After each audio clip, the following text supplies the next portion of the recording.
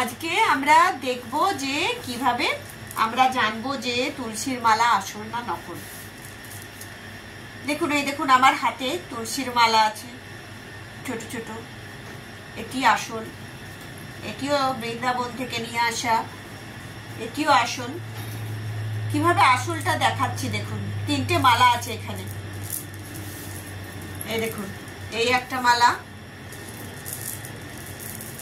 এগুলো সব কিন্তু জপ মালা। এই দেখুন, এই একটা মালা আর এই একটা মালা, এটা বৃন্দাবন থেকে নিয়ে আসা।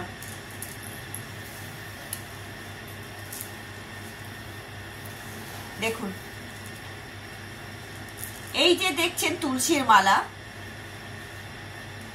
সুন্দর। এগুলো কিন্তু মেশিনে গুটি করা, কিন্তু দেখুন একটা করে,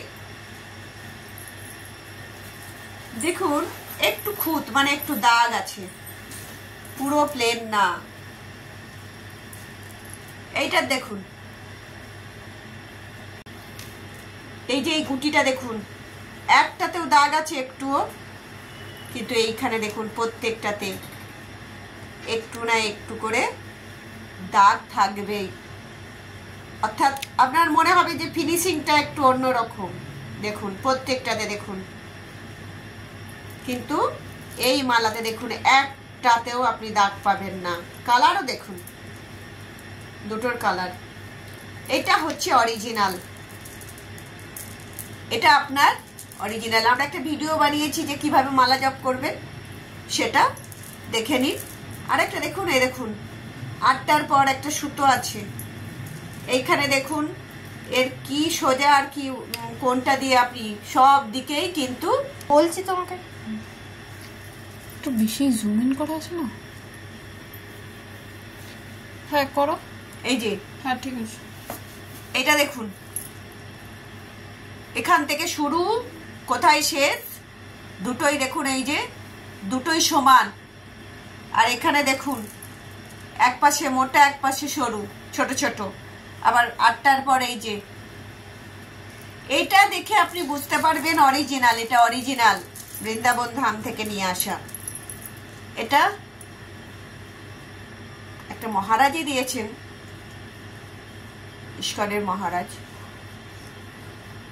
আর এইটা দেখুন, এটাও ইস্কন থেকে কেনা। কত রকমের আছে, আপনাকে বলতে হবে অরিজিনাল। আপনি যখন কিনতে যাবেন অরিজিনাল বলবেন, কেননা প্রথমে যখন আপনি মালা জপ করবেন, অনেকে পেঁয়াজ রসুন মাছ মাংস খান, তখন কিন্তু এই তুলসীর মালা সরাসরি জপ করা উচিত নয়। কিন্তু অভ্যাস করার জন্য এবং আধ্যাত্মিকতার দিকে আসার জন্য, শ্রীহরির কৃপা লাভ করার জন্য, কৃষ্ণ প্রেমে ডুবে যাওয়ার জন্য প্রথমে এগুলো দিয়ে হাতে খড়ি করা যায়। এই একটা দেখুন, এটা বললাম এটাও ইস্কন থেকে, মায়াপুর ইস্কন। এটাও মায়াপুর ইস্কন, এটা স্বয়ং বৃন্দাবন থেকে আনা। এইটা দেখুন, দেখছেন গুটিগুলো একদম গাটা প্লেন, যদি হাত দিয়ে দেখতেন প্লেন, পুরো বোঝা যাচ্ছে। দেখুন এর যদিও এই দিকের গুটিগুলো বড়, তুলনামূলক এগুলো ছোট, তাহলেও কিন্তু এটাও অরিজিনাল না। এটা অন্য কোনো কাঠের, এটা কি কাঠের জানি না, এটাও অন্য কাঠের, কিন্তু এটা একদম তুলসীর। তাহলে আপনারা কিন্তু অনায়াসে তুলসী দেখে, এই যে এরকম কাঠ, এগুলো দেখে যখন আপনারা যে কণ্ঠিমালা সেগুলো পড়বেন, এই যে এগুলো দেখলেই আপনি বুঝতে পারবেন। অন্যগুলোর ফিনিশিং দেখবেন আর এগুলোর ফিনিশিং দেখবেন। এই দেখুন, এটা দেখুন, ডিফেক্ট দেখতে পাচ্ছেন, ডিফেক্ট দেখতে পাচ্ছেন, এই যে দেখুন, এগুলোর ডিফেক্ট থাকবেই একটু না একটু। এই দেখুন,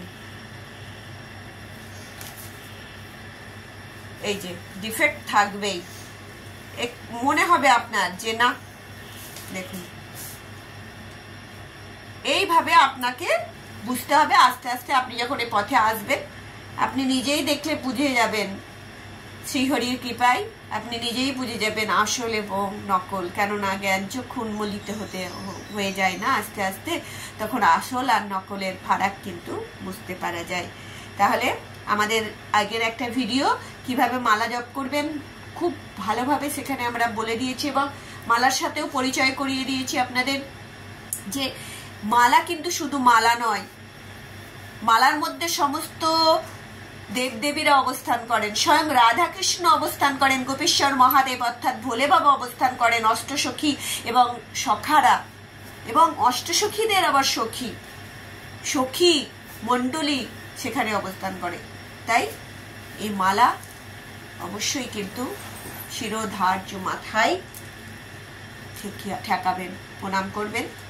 সবাই একবার হাত তুলে বলুন, হরে কৃষ্ণ কৃষ্ণ কৃষ্ণ হরে হরে, হরে রাম রাম রাম হরে হরে।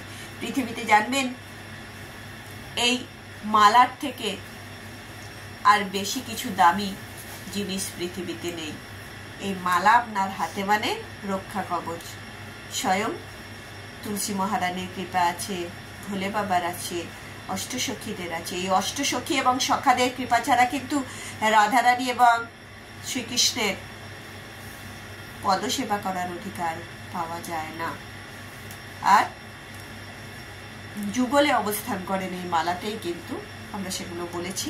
তাই ভালো থাকবেন, অবশ্যই আধ্যাত্মিকতার পথে এগিয়ে চলুন, সনাতনী ধ্যান ধারণায় এগিয়ে চলুন। যে কোনো মালা নিয়ে বা যে কোনো সনাতন ধর্মের যে কোনো বিষয় নিয়ে আপনারা আমাদের সাথে আলোচনা করতে পারেন বা আমাদেরকে জিজ্ঞাসা করতে পারেন, সে প্রশ্নের অবশ্যই উত্তর দেবেন। ভালো থাকবেন, সেগুলি আপনাদেরকে ভালো রাখুন। হরে কৃষ্ণ।